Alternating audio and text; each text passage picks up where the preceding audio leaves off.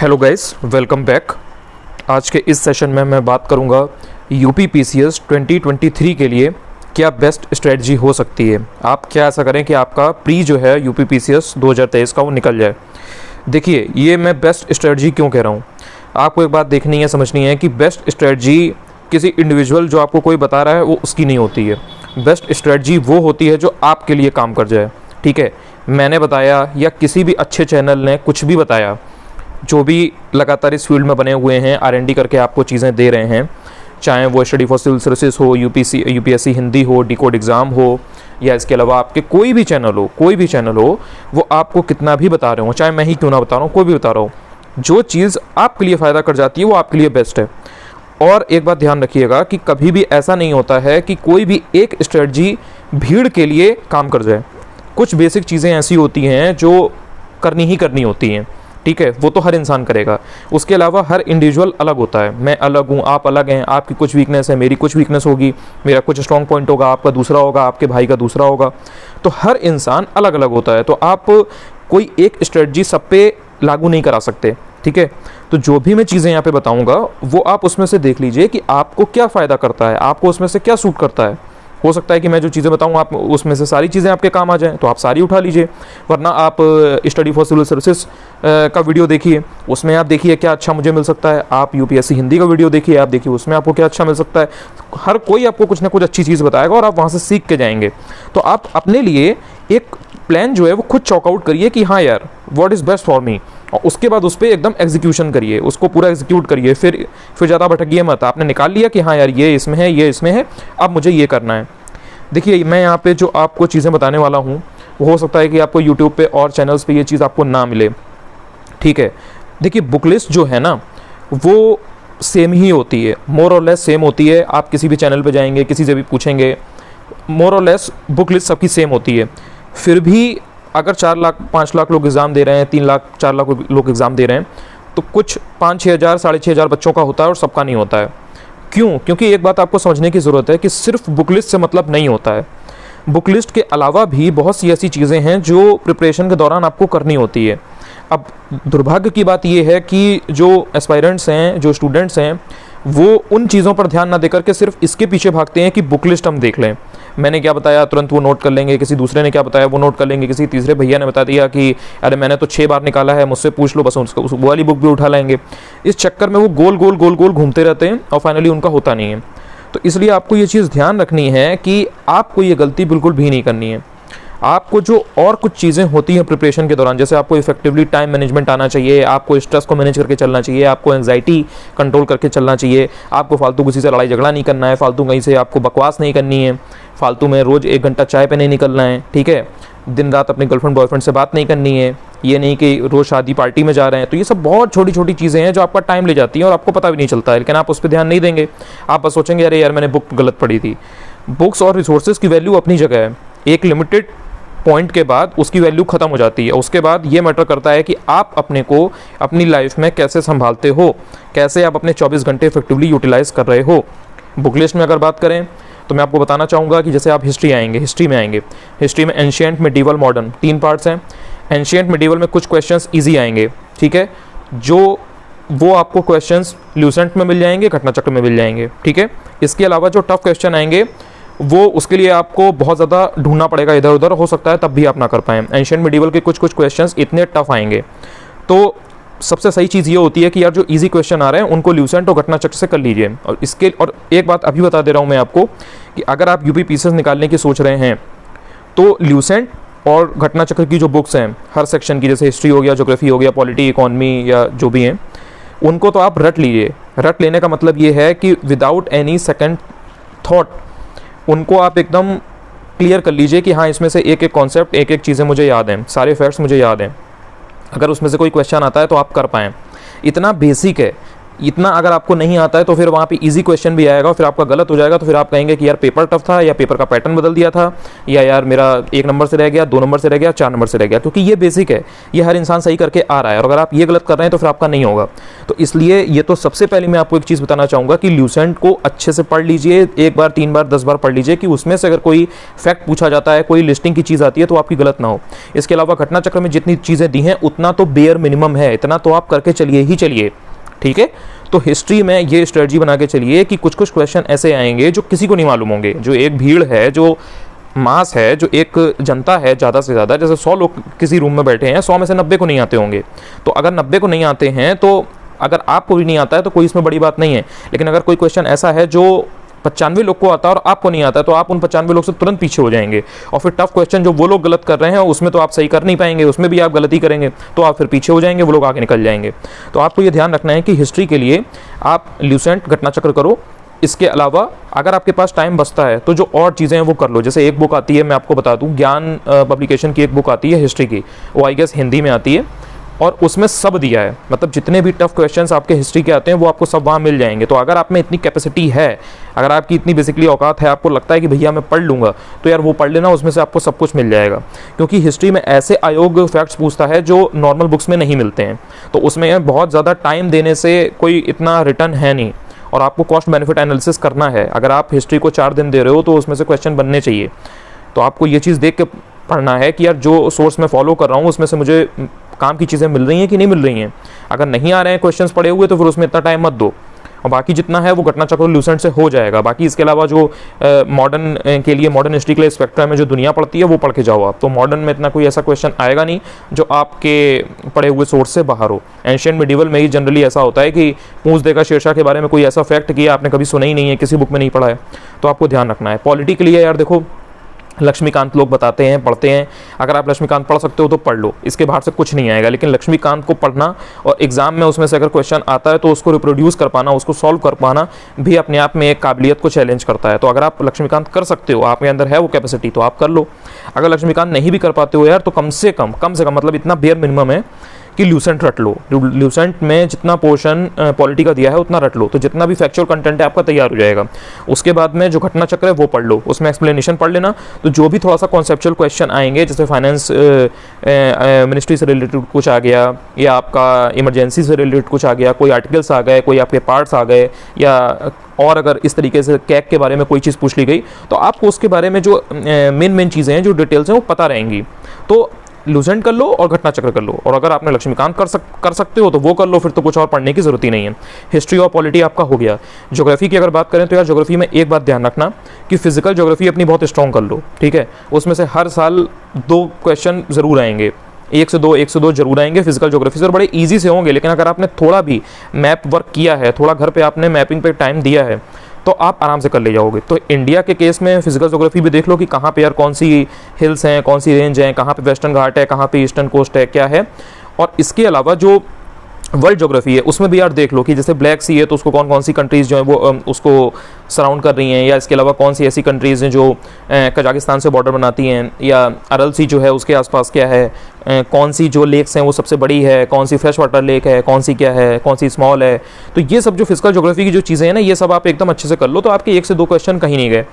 इसके लिए एक चीज़ और ध्यान रखना यार, ये तो आप एटलस से कर लोगे। इसके अलावा ज्योग्राफी के लिए अगर आप महेश मनवाल की जो बुक आती है, अगर आप उसको कर लेते हो तो यूपी पीसीएस में आपका कोई भी क्वेश्चन नहीं फंसेगा।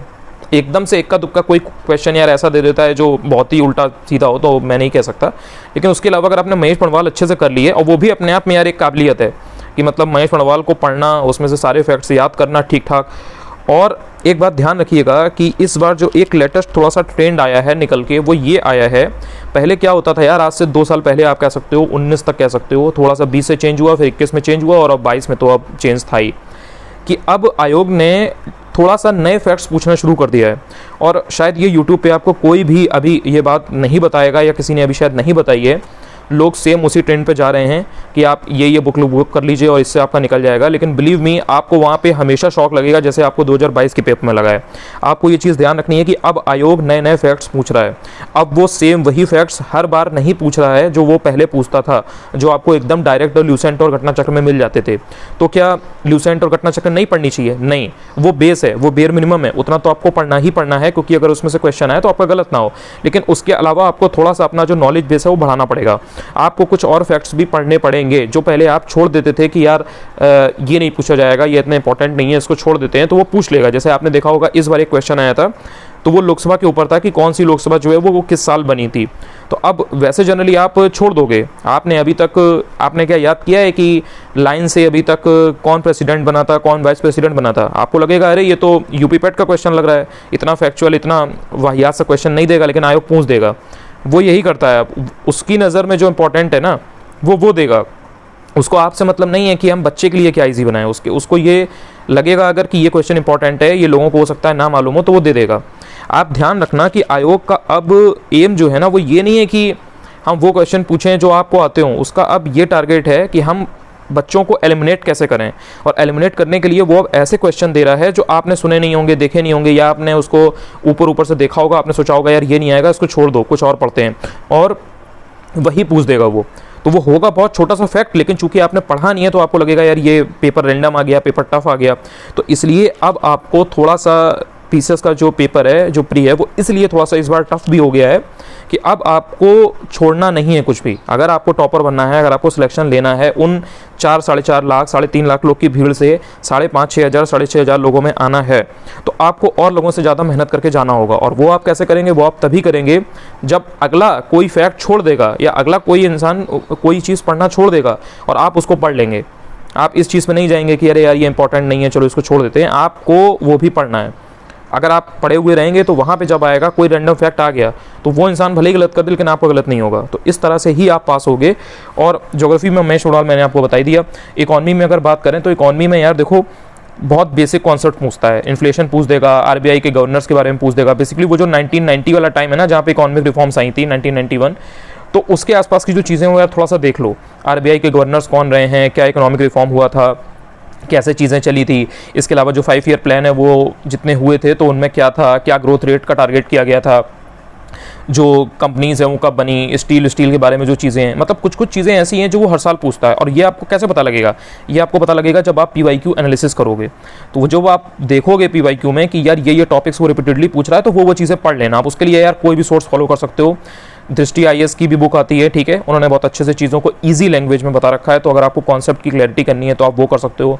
बहुत से लोग मुन्नाल का बताते हैं, लेकिन मुन्नाल मुझे लगता है कि वो यूपीएससी के लिए ज़्यादा बेटर है, उसमें बहुत ज़्यादा कॉन्सेप्ट क्लैरिटी चाहिए। यहाँ पे अगर आपने बेसिक चीज़ें भी पढ़ रखी हैं और आपने जो स्कीम्स वगैरह हैं वो अगर आपने याद कर रखी हैं तो आपका भला हो जाएगा। बाकी जो पोर्शन होता है वो यार यहाँ पे करंट अफेयर्स से आता है, ठीक है। यहाँ पे बहुत ज़्यादा एकदम ऐसी इन डेप्थ अंडरस्टैंडिंग आपसे इकोनॉमी के कॉन्सेप्ट्स की नहीं पूछेगा जो आप फंस जाएं। तो अगर आप मुरनाल कर लेते हैं तो ठीक है, नहीं भी करते हैं तो कोई इतना बड़ी बात नहीं है। कोई भी एक यार सोर्स पकड़ के जिसमें भी आपको लगे कि यार यहाँ से मुझे समझ में आ रहा है, उससे आप बेसिक कॉन्सेप्ट देख लो, 5 ईयर प्लान वाली चीज़ देख लो, इकोनॉमिक रिफॉर्म्स के आसपास की चीज़ें देख लो, आरबीआई के बारे में देख लो। इतना अगर आपने कर लिया, अनएम्प्लॉयमेंट समझ लिया, पॉवर्टी समझ लिया, और 1-2 चीज़ें जैसे ये 5 ईयर प्लान के आसपास की अंदर की जो चीज़ें वो आपने देख लिया, स्टील देख लिया, बस इसी से आएगा। स्कीम्स वगैरह मत छोड़ना। तो ये आपके यार 3-4 चीज़ें मेन हो गई। हिस्ट्री हो गया, ज्योग्राफी हो गया, पॉलिटी हो गया, इकोनॉमी हो गया। यार करंट अफेयर्स के लिए देखो, जिंदगी की बहुत बड़ी चीज़ मत बनाओ इसको। करंट अफेयर्स को करंट अफेयर्स की तरह ही लो। जैसे हिस्ट्री इंपॉर्टेंट है, ज्योग्राफी इंपॉर्टेंट है, वैसे ही करंट अफेयर्स इंपॉर्टेंट है। वो बात अलग है कि हिस्ट्री में 18 से 20 क्वेश्चन आएंगे, करंट अफेयर्स में 38 से 40 क्वेश्चन आ जाएंगे, तो इसलिए उसको डबल मेहनत करनी है। डबल मेहनत करो, लेकिन जिंदगी की सबसे बड़ी चीज़ मत बनाओ। करंट अफेयर्स के लिए सिंपली देखो यार, यूपीएससी कोई एक वनडे एग्जाम तो है नहीं, उसमें मेंस भी होता है, इंटरव्यू भी होता है। तो अगर आप विजन आईएएस जैसी कोई मैगजीन पढ़ोगे, विजन आईएएस को फॉलो करोगे, तो आपके लिए बेस्ट रहेगा, क्योंकि आपको मेंस भी लिखना है। तो विजन आईएएस कर लो, आपका प्री में भी भला होगा, मेंस में भी भला होगा। लेकिन अगर आप सिर्फ सोच रहे हो कि नहीं यार मेंस के लिए मैं अपना कुछ और कर रहा हूँ, या मैं कर लूँगा, मैं कैसे भी न्यूज़पेपर से कुछ भी कर लूँगा, मुझे सिर्फ प्री का आप बता दो और आप खिसक लो, तो यार चुपचाप बिना किसी स्ट्रेस के घटना चक्र या घटनासार, इन दोनों में से कोई एक अच्छे से कर लो, ठीक है। और एग्ज़ाम के पहले वो जो 1-2 महीने का टाइम रहता है, उसमें दूसरा सोर्स फॉलो कर लेना, भला हो जाएगा। घटनासार पहले करके चलो, और जब एग्जाम के 1 महीना पहले जब वो पॉइंटर वॉइंटर घटना चक्र की आना शुरू होती है वो कर लेना। इतना कर लोगे मोर देन सफिशिएंट है। अगर वहाँ पे 35 क्वेश्चन आ रहे हैं, 35 में से 30 कर ले जाओगे, ठीक है। 35 में 35 करने की मत सोचो, 35 में 35 करने की सोचोगे तो बर्बाद हो जाओगे, सीधी बात है। जो मुझे सही लगता है मैं वही बता रहा हूँ। अब बाकी आपके ऊपर है, आप अपना दिमाग लगाओ, इंटेलिजेंस अपनी आप अप्लाई करो कि भाई क्या मैं 35 में 35 करना चाहता हूँ। और इसके अलावा यार देखो, मार्केट में मैगजीन्स बहुत आती हैं, अब आपके ऊपर है कि आपको किसका पढ़ना सही लगता है। अगर आपका घटना चक्र में हाथ सेट है, आपको इजीली समझ में आती है चीज़ें, तो आप घटना चक्र को रेगुलर फॉलो करो। अगर आपको घटनासार समझ में आता है तो घटनासार फॉलो करो। परीक्षा मंथन लगे तो परीक्षा मंथन कर लो। कोई भी 2 मैगजीन कर लो कायदे से, एक पहले कर लो, दूसरी वाली बाद में कर लेना। अगर आपने एक मैगजीन भी अच्छे से की है ना, तो दूसरे मैगजीन को करने में आपको इतना टाइम लगेगा नहीं। तो आई थिंक कि करंट अफेयर्स का अब आपको इतना कोई इशू या इतना टेंशन रहेगा नहीं। इसके अलावा अगर बात करें तो यार देखो, साइंस में यार बायोलॉजी के क्वेश्चन ज़्यादा आते हैं और जो केमिस्ट्री और फिजिक्स है वो थोड़ा कम आता है। तो यार बायो के लिए घटना चक्र अच्छे से पढ़ लो, अच्छे से, ठीक है। उसमें एक्सप्लेनेशन वगैरह पढ़ लोगे, वही कुछ टॉपिक्स होते हैं, विटामिन हो गया, एंजाइम्स हो गया, और कुछ चीज़ें फिजिक्स में वो रिपीट करता है, केमिस्ट्री में कुछ चीज़ें हैं वो रिपीट करता है। तो वो टॉपिक्स आपके क्लियर हो, इन्वेंशंस हो गई, डिस्कवरीज हो गई, तो ये सब यार अच्छे से कर लेना। इसके अलावा देखो यार, घटना चक्र तो कर ही लेना, इसके अलावा ल्यूसेंट भी कर लेना, क्योंकि देखो अब यार स्तर बढ़ रहा है। अब अगर तुम ये सोच के जाओगे कि यार सिर्फ मैं एक सोर्स पकड़ लूँ तो वहाँ पे यार फिर प्रॉब्लम हो जाएगी। इसलिए अगर कर सकते हो, देखो यार अभी टाइम है, अभी जुलाई चल रहा है, अभी अगले साल एग्जाम होगा, तो आपके पास अभी टाइम है, आपको मेंस वेंस करना है। आप आराम से 1-2 सोर्स पकड़ लो और थोड़ा मेहनत ज़्यादा कर लो। आपको एग्जाम के पहले ये टेंशन या कहीं पे ये झटपटाने की जरूरत नहीं पड़ेगी कि यार मैंने तो केवल यही किया है, अब मैं क्या कर लूँ। तो ल्यूसेंट कर लो, घटना चक्र कर लो, इतना कर लो। आपके 20 अगर क्वेश्चन आते हैं तो 20 में से आपके 16 से 17 हो जाएंगे, बस इससे ज़्यादा आपको करने नहीं है।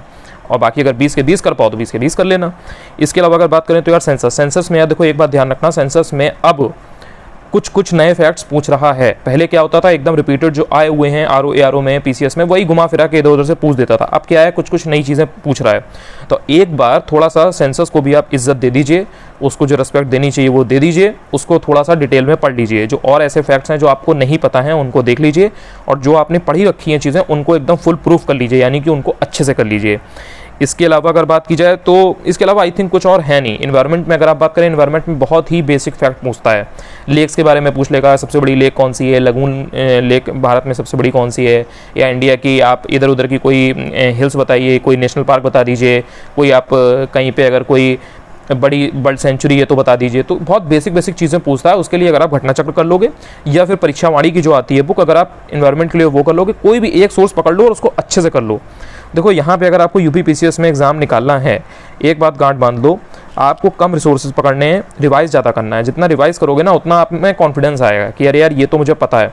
और जब कॉन्फिडेंस आएगा और कम चीज़ें पढ़े होगे लेकिन ज़्यादा बार पढ़े होगे, तो वहाँ पे आपका दिमाग भी उसी तरह काम करेगा। दिमाग का खेल है पूरा वहाँ पे। वहाँ एक बात ध्यान रखो कि 150 क्वेश्चन आ रहे हैं, आयोग उसमें से 10 से 12 क्वेश्चन ऐसे बनाएगा, हर साल का वही रोना है। देखो हर साल 10-12 क्वेश्चन ऐसे होंगे जिनमें डाउट होगा, जिनके आंसर्स वो कुछ आंसर की में गलत देगा, फिर वो बदलेगा, ये करेगा वो करेगा। कुछ क्वेश्चन ऐसे होंगे जो एकदम टफ होंगे, किसी को नहीं आते होंगे। वो कुछ एंशिएंट में से हो सकते हैं, कुछ मिडिवल हिस्ट्री में से हो सकते हैं। हो सकता है 1-2 क्वेश्चन करंट अफेयर्स में से उल्टे सीधे दे दे, जो आपने कभी ना पढ़े हो या आपने ना सुने हो, किसी मैगजीन से आ गए हो। जैसे इस बार लता मंगेशकर वाला क्वेश्चन था, तो उसमें जो दूसरी स्टेटमेंट थी वो तो हर जगह हर मैगजीन में मिलेगी, लेकिन जो पहली स्टेटमेंट थी वो हर मैगजीन में नहीं है। तो अब वहाँ पे अगर आपने थोड़ा सा अपना कॉमन सेंस लगाया, प्रेजेंस ऑफ माइंड आपका काम कर रहा है वहाँ पे, आप एकदम स्ट्रेस में नहीं हो, तो आप वो क्वेश्चन सही कर ले जाओगे, वरना आप गलत कर दोगे जबकि आपने पढ़ा होगा लता मंगेशकर के बारे में। तो बेसिकली आपको कुछ चीज़ें जो होती हैं वो ध्यान रखनी होती हैं। बुक लिस्ट का इतना ज़्यादा कोई रोल नहीं होता है एक लिमिटेड चीज़ के बाद। इसके अलावा यार देखो एक बात ध्यान रखना, टेस्ट सीरीज जैसे ही मार्केट में आने लगे तो टेस्ट सीरीज देना, इसमें कोई डाउट नहीं है। टेस्ट सीरीज दोगे, गलतियाँ पता लगेंगी, गलतियों पे काम करोगे, उनको इंप्रूव करोगे तो तुम्हारे नंबर बढ़ेंगे, उससे तुम ग्रो करोगे तो तुम्हारा एग्जाम निकलेगा। लेकिन टेस्ट सीरीज को ज़िंदगी की सबसे बड़ी चीज़ मत बनाना, ठीक है। टेस्ट सीरीज को उतना ही दो जितना टेस्ट सीरीज की ज़रूरत है। टेस्ट सीरीज का मेन मतलब यही होता है कि यार जो तुमने पढ़ा है ना, आप बुक से तुम 5 बार 6 बार कितनी बार भी पढ़ लो, लेकिन तुम्हें पता नहीं लगता है कि यार मुझे कितना याद हुआ है। अब तुमने टेस्ट सीरीज में मॉक टेस्ट लगा के देख लिया, तुम्हें पता लग गया यार मैं 150 में से 120 कर पा रहा हूँ, 100 कर पा रहा हूँ, 90 कर पा रहा हूँ, ठीक है। तो ये टेस्ट सीरीज का बहुत बड़ा फायदा होता है। उसके अलावा क्या है कि भाई कई बार लोगों के साथ होता है कि वो क्वेश्चन में कुछ पूछा गया है लेकिन अपने मन से वो कुछ और चीज़ें समझ के उसको आंसर लगाते हैं, तो ये गलती हो गई है। इसके अलावा जैसे बहुत से लोग हैं करेक्ट इनकरेक्ट नहीं पढ़ते हैं, नॉट अगर पूछा है तो वो नहीं ध्यान देंगे, तो छोटी छोटी सिली मिस्टेक होती है वो करते हैं। तो जब टेस्ट सीरीज देते हैं तो उससे वो दूर हो जाती हैं। उसके बाद बहुत से लोग हैं वो एमआर भरने में गलती कर देते हैं, बहुत से लोग टाइम मैनेजमेंट नहीं जानते हैं। 150 क्वेश्चन आए हैं, अब उसमें से उन्होंने स्टार्टिंग के 1 घंटे में 85 क्वेश्चन किए, बाद में फिर वो पैनिक कर गए। बहुत से लोग को पेपर अटैम्प्ट करना ही नहीं आता है, बहुत से लोग स्टार्टिंग के टफ क्वेश्चन देखे वो एकदम पैनिक कर गए, एंग्जाइटी में चले गए, अब वो जो ईजी क्वेश्चन है उनको भी नहीं पिक कर पा रहे हैं। तो ये सब जो छोटी छोटी चीज़ें होती हैं, ये जब आप एकदम टाइम्ड मैनर में घड़ी लगा करके एकदम आप वही इन्वायरमेंट को सिमुलेट करके जब आप पेपर देते हो, टेस्ट सीरीज देते हो, तो आप इंप्रूव करते हो। आप उस कंडीशन से जिससे आप घबरा रहे हो या जिससे आप घबरा सकते हो एग्जाम के दिन, उससे आप फैमिलियर हो जाते हो। तो इसलिए टेस्ट सीरीज का रोल होता है। आप टेस्ट सीरीज यार किसकी दें? देखो यार, टेस्ट सीरीज यूपी पीसीएस के लिए कई लोगों की आती है। धे की आती है, जीएस वर्ल्ड की आती है, दृष्टि आईएएस की आती है, इसके अलावा स्टडी फॉर सिविल सर्विसेज है, इसके अलावा यूपीएससी हिंदी है। कई सारे कोचिंग या कई सारे जो चैनल्स हैं उनकी टेस्ट सीरीज आपको देखने को मिलेगी। बट अगर पर्सनली आप पीसीएस मंत्रा की भी आती है, बट अगर पर्सनली आप मुझसे पूछें कि यार यूपी पीसीएस के लिए मुझे किसकी टेस्ट सीरीज देनी चाहिए, तो आई वुड से कि आप एक तो धे की देख लेना। धे की मुझे पर्सनली सबसे सही लगी थी। जितना भी मैंने एस्पायरेंट से बात की है, लोगों का मैंने रिव्यू किया है, तो मुझे पता चला है कि हाँ, धे सबसे बेस्ट रहता है। दृष्टि आईएएस ठीक है, इतना कोई खास नहीं है, यूपी पीसीएस के लिए इतना कोई खास नहीं है, लेकिन हाँ आप दे सकते हो, प्रैक्टिस के लिए वो ठीक है। कुछ उनके टेस्ट पेपर आपको अच्छे मिल जाएंगे। इसके अलावा स्टडी फॉर सर्विसेज सही है, वो आप दे सकते हो without any doubt. UPSC Hindi ने इस बार शायद शुरू की थी और उनका रिस्पॉन्स भी काफ़ी अच्छा रहा है, तो आप एक बार देख सकते हो कि कैसा है। एक बार आप और लोगों से बात करके भी देख लेना। बट हाँ, और जीएस वर्ल्ड की आप जरूर देख लेना। जीएस वर्ल्ड में क्या खास बात रहती है कि उनका थोड़ा सा कंटेंट जो है ना वो फैक्चुअल रहता है।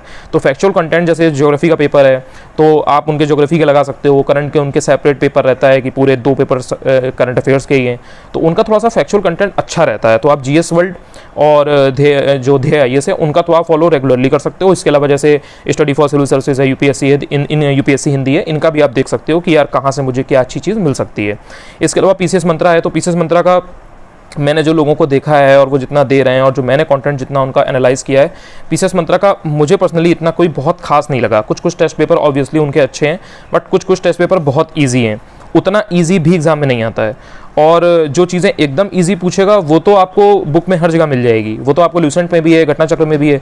तो वही क्वेश्चन अगर एकदम ईजी वाले अगर टेस्ट सीरीज में आपको मिल जाएंगे तो आप 150 में से 140 कर लोगे। लेकिन अगर वो एग्जाम में नहीं आएंगे तो आप सोच के गए होगे कि अरे मैं तो 150 में से 140 क्वेश्चन सही करके आऊँगा, मैंने तो इस टेस्ट सीरीज में 140 बनाए थे, और वहाँ पर आपके बनेंगे नहीं तो आप पैनिक कर जाओगे। तो इसलिए से अपने हिसाब से यार देख लेना।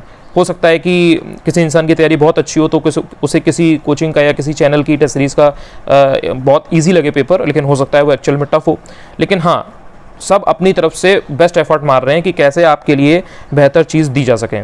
तो आपको ध्यान रखना है कि टेस्ट सीरीज़ देनी है, रिवीजन बार बार करना है। इसके अलावा यार पीसीएस के लिए बस ये बात ध्यान रखना कि फैक्चुअल कंटेंट पे आप अपनी पकड़ अच्छी बनाओ। यूपी पीसीएस इज समथिंग कि वो कभी भी फैक्ट्स से पीछे नहीं हटेगा। कॉन्सेप्ट तो पूछेगा, वो तो अब उसने पूछना स्टार्ट कर दिया है, लेकिन वो फैक्ट्स भी पूछेगा। तो आपको इसलिए फैक्ट्स पे अपनी पकड़ बनानी है। बाकी जो चीज़ें और करनी होती हैं वो तो आपको मालूम ही है। ईजी क्वेश्चन आपको गलत नहीं करने हैं। अगर आपने ईजी क्वेश्चन गलत किए तो आप बर्बाद हो जाओगे। क्योंकि देखो यार, 150 क्वेश्चन आ रहे हैं, 150 में से 8 से 10 क्वेश्चन में आयोग डाउट पैदा कर देगा। उसके आंसर चेंज होंगे, बदलेंगे, उसमें डाउट रहेगा, उसको लेकर के आप श्योर हो नहीं सकते। 70 से 75 क्वेश्चन ऐसे आएंगे जो इजी होंगे। 30 से 35 क्वेश्चन हो सकता है ऐसे जो टफ हों या थोड़े ट्रिकी हों या थोड़े से मॉडरेट लेवल के हों। तो आपकी स्ट्रेटजी इस तरह से कुछ हो सकती है कि यार जो 70-75 इजी क्वेश्चन आ रहे हैं वो मैं सही करूं। ठीक है, वो आप चाहे स्टैटिक से निकालो, करंट से निकालो, कैसे भी निकालो। उसके अलावा जो 30 से 35 क्वेश्चन जो थोड़े से टफ हैं या मॉडरेट लेवल के हैं, उनमें से यार ट्राई करो कि यार मैं कैसे 20 से 25 क्वेश्चन सही निकाल ले जाऊं। और ज़्यादातर जो जनता है ना, ज़्यादातर जो भीड़ है वो वही 80 से 90 के बीच में खिसकती है, वहीं बर्बाद होती है। क्यों? क्योंकि इन्हीं सब चीज़ में देखो यार, 60 से 80 या 90 तक, 60 अगर क्वेश्चन आपके सही बन रहे थे आज से 2 साल पहले, अगले साल आप 60 से 80 पे आ जाओगे। ठीक है, लेकिन 80 से 90 आने में या 90 से 100 आने में हो सकता है आपको 2 से 3 साल लग जाए। तो जो असली जो खेल है ना वो यार वहीं पे होता है, 80 के आसपास। आप लोगों से पूछोगे कितने बन रहे हैं तो कट ऑफ जारी होगी। अगर 85 क्वेश्चन, 87 क्वेश्चन, तो उनके बन रहे होंगे 83, 84। वो एक ही 2 क्वेश्चन से पीछे होते हैं, बहुत ज़्यादा पीछे नहीं होते हैं अगर सिंसियरली तैयारी की होती है। तो